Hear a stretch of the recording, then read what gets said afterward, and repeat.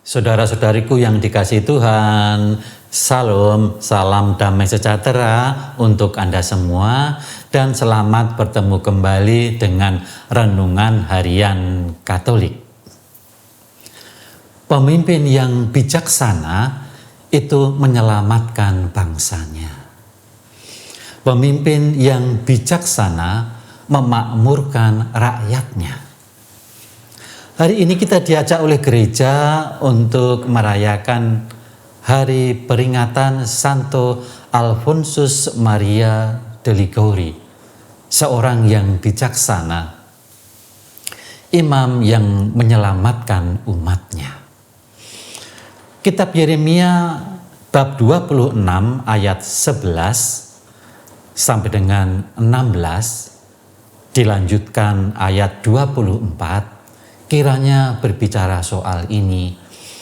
Pemimpin yang bijaksana menyelamatkan umatnya. Pemimpin yang bijaksana memakmurkan rakyatnya.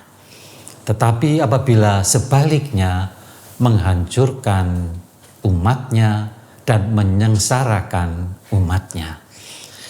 Sebuah peringatan yang berlaku bukan hanya untuk person tertentu, tetapi untuk semua orang. Bukankah kita juga memiliki tugas bertanggung jawab untuk memimpin sesuatu di keluarga, dalam organisasi-organisasi sosial, bahkan organisasi-organisasi yang sangat mungkin tidak dianggap berarti, kelompok pemain sepak bola, kelompok main voli, kelompok mancing, kelompok goes, apapun itu.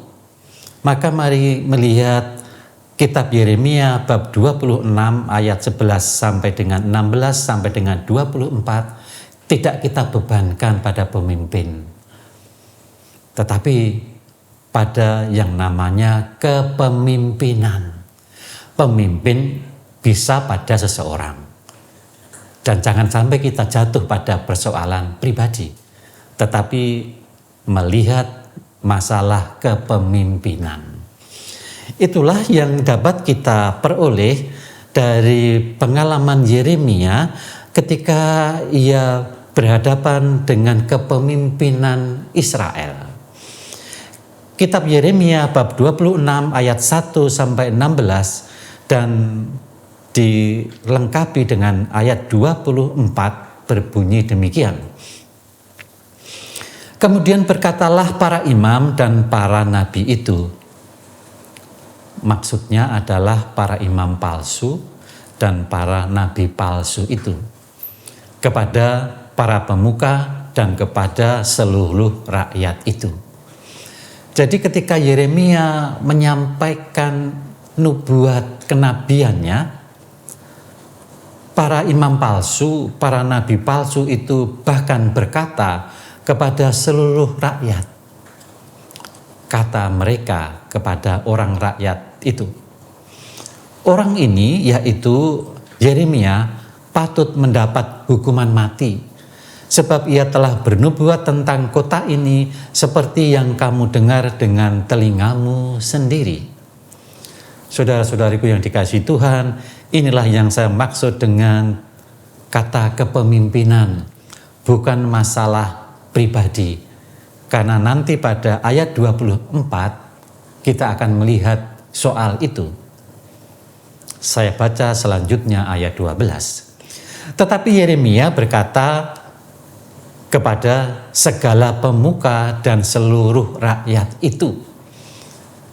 Jadi Yeremia tidak berbicara soal pribadi per pribadi, tetapi kepada seluruh rakyat itu sebagai sebuah seruan kenabian kepemimpinan. Katanya, Tuhanlah yang telah mengutus aku supaya bernubuat tentang rumah dan kota ini untuk menyampaikan segala perkataan yang telah kamu dengar itu. Oleh sebab itu perbaikilah tingkah lakumu dan perbuatanmu. Dengarkanlah suara Tuhan Allahmu, sehingga Tuhan menyesal akan malapetaka yang diancamkannya atas kamu. Tetapi aku ini Sesungguhnya aku ada di tanganmu, perbuatlah kepadaku apa yang baik dan benar di matamu. Hanya ketahuilah sungguh-sungguh bahwa jika kamu membunuh aku, maka kamu mendatangkan darah orang yang tak bersalah atas kamu dan atas kota ini dan penduduknya. Sebab Tuhan benar-benar mengutus aku kepadamu untuk menyampaikan segala perkataan ini kepadamu. Lalu berkatalah para pemuka dan seluruh rakyat itu kepada imam-imam dan nabi-nabi itu, orang ini tidak patut mendapat hukuman mati, sebab ia telah berbicara kepada kita demi nama Tuhan Allah kita. Maka dari dinamika ayat 11 sampai 16 kita tahu, ketika suara Tuhan diperdengarkan, ketika peringatan-peringatan disampaikan, ada kelompok pemimpin-pemimpin dengan pernyataannya seolah-olah baik, tetapi ternyata menghancurkan. Tetapi juga masih ada dijumpai orang-orang yang baik, masyarakat yang baik, masyarakat yang masih mau bertobat, yang berubah. Sehingga berkatalah para pemuka dan seluruh rakyat itu kepada imam-imam dan nabi-nabi itu. Maksudnya adalah imam-imam dan nabi-nabi palsu itu. Maka rakyat dan pemuka-pemuka yang baik berkata, melawan nabi-nabi palsu, imam-imam palsu, pemimpin-pemimpin palsu. Orang ini tidak patut mendapatkan hukuman mati, yaitu Yeremia. Sebab Yeremia telah berbicara kepada kita demi nama Tuhan Allah kita. Maka ayat ini bukan berbicara soal pribadi per pribadi, tapi masalah kepemimpinan. Pemimpin yang bijaksana menyelamatkan rakyatnya, memakmurkan rakyatnya. Tetapi pemimpin yang tidak memiliki kebijaksanaan, pemimpin yang tidak belajar dari sejarah, pemimpin yang melihat mampu mengurus segalanya dengan kepandaiannya sendiri, maka akan menghancurkan rakyatnya. Maka sangat bagus ayat 11 sampai dengan 16 dilengkapi dengan ayat 24 yang berbunyi demikian. Tetapi Yeremia dilindungi oleh Hakikam bin Safat, sehingga ia tidak diserahkan ke dalam tangan rakyat untuk dibunuh. Saudara-saudaraku yang dikasihi Tuhan, mari kita mengadakan refleksi singkat atas kepemimpinan kita.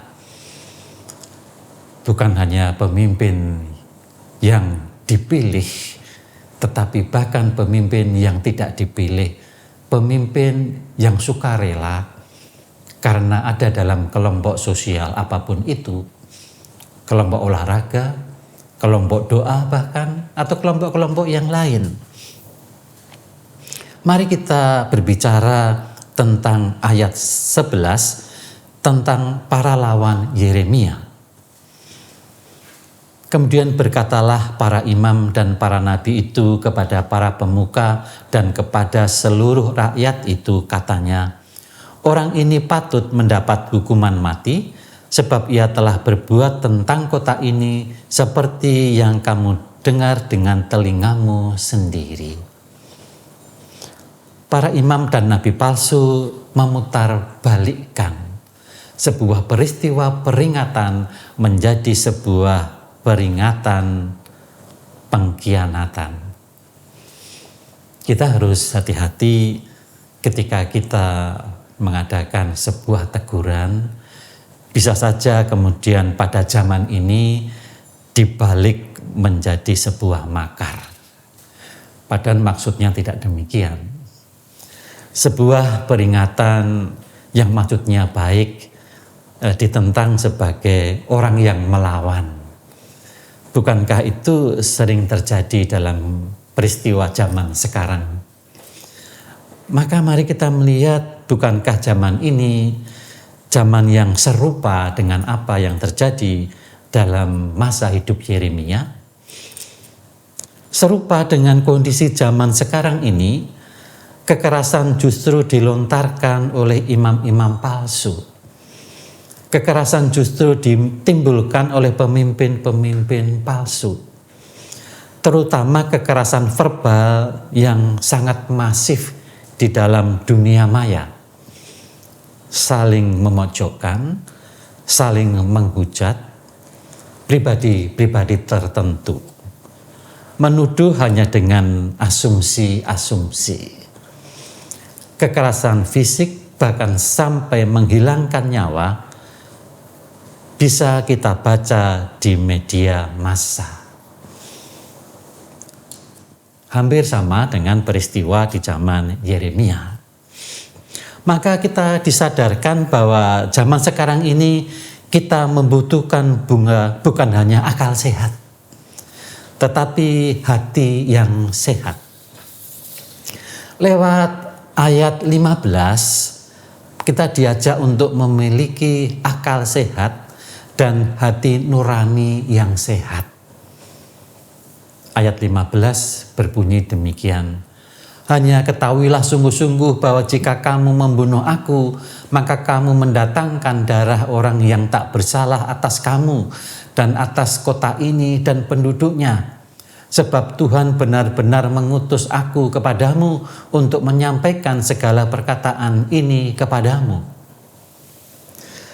Ketika masyarakat berakal sehat mendengar, ketika pemimpin-pemimpin berakal sehat mendengar, maka mereka berseru bersama-sama pada ayat 16. Orang ini tidak patut mendapat hukuman mati, sebab ia telah berbicara kepada kita demi nama Tuhan Allah kita. Maka mari kita melihat bahaya pemimpin yang tidak sehat pikirannya, pemimpin yang hati nuraninya tidak sehat. Mari kita berkaca pada Ahikam bin Safat, pemimpin yang sehat akalnya, yang sehat hatinya, sehingga ia sebagai pemimpin tidak menyerahkan Yeremia ke dalam tangan rakyat untuk dibunuh. Maka mari kita sungguh-sungguh melihat bacaan pertama ini sebagai sebuah refleksi untuk melihat kenabian di zaman ini.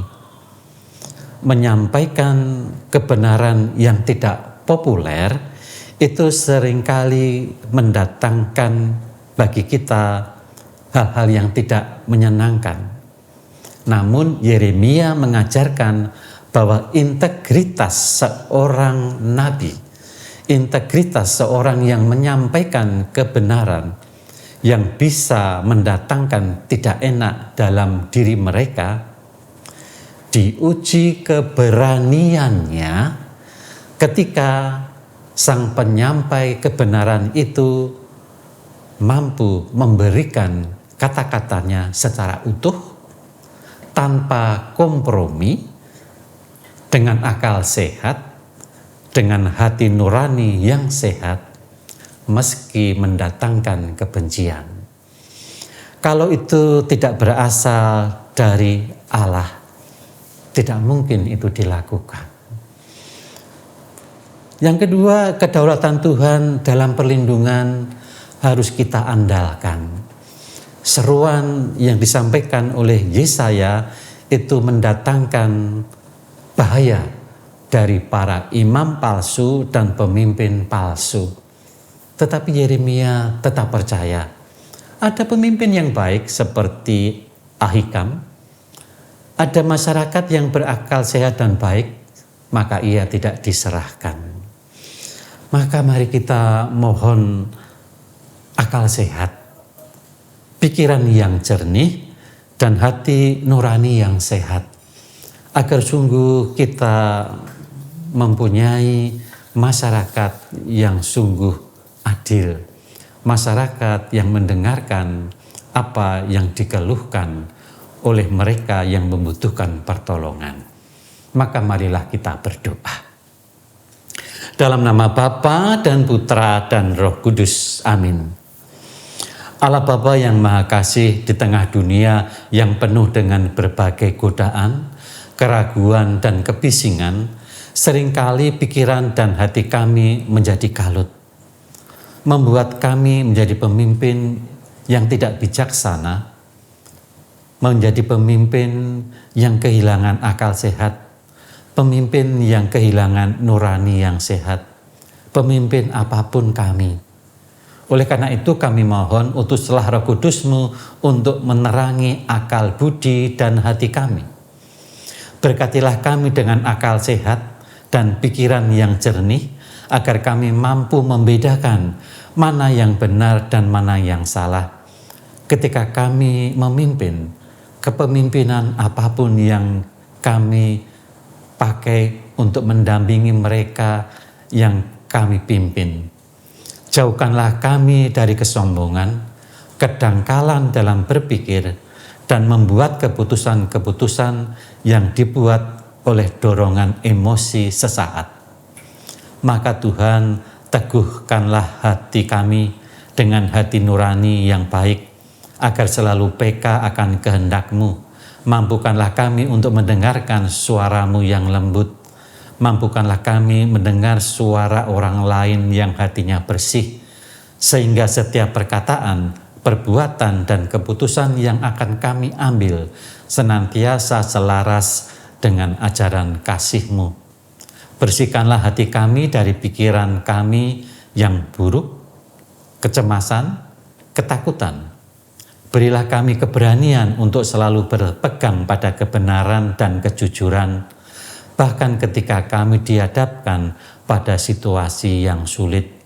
Namun kami tetap percaya akan pertolongan-Mu, akan pertolongan dari mereka, masyarakat yang berakal dan berhati sehat, para pemimpin yang berakal dan berhati sehat.